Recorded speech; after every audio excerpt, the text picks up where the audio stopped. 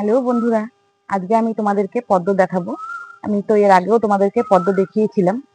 তো এই ধরনের গাছের ভিডিও দেখতে হলে আমার চ্যানেলটাকে একটা সাবস্ক্রাইব করবে, তাহলে আমি তোমাদেরকে আবার নতুন নতুন এই ধরনের গাছের ভিডিও দেখাতে পারবো। চলো আজকে দেখাই পদ্ম। দেখো, আমি তোমাদেরকে এর আগেও দেখিয়েছি যে কিভাবে পদ্মের মাটি তৈরি করতে হয়।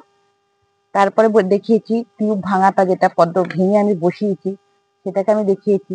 মাটি কিভাবে পাক করতে হয় সেটাকেও দেখিয়েছি। তো দেখো, আমি গামলায় যে বসিয়েছিলাম পদ্মগুলো দেখো কত বড় বড় হয়ে গেছে। এই যে এটাকে দেখো কত বড় হয়েছে।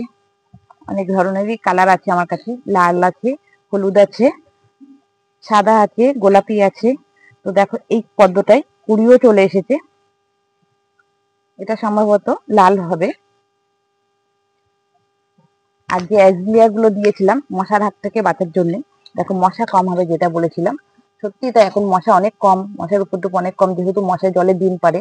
তো অ্যাজলিয়া গুলো অনেক বেড়ে গেছে, তো আমি একটু কমিয়ে দেবো অ্যাজলিয়া গুলো।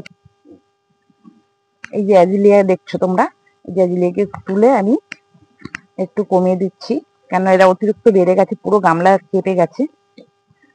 মাঝে মাঝে জলটা আমি পাল্টে দিই। এর পরের ভিডিওটা দেখাবো আমি কিভাবে জল পাল্টে দিচ্ছি।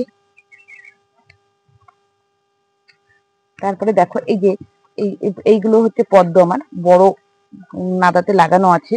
তো এগুলো আমি ভাঙবো যখন, তোমাদেরকে আমি সেটা দেখাবো। তার আগে তো আমার জায়গাটা ঠিক করতে হবে যে আমি কোথায় রাখবো পদ্ম, যেহেতু তোমরা জানো যে আমার জায়গা খুবই ছোট।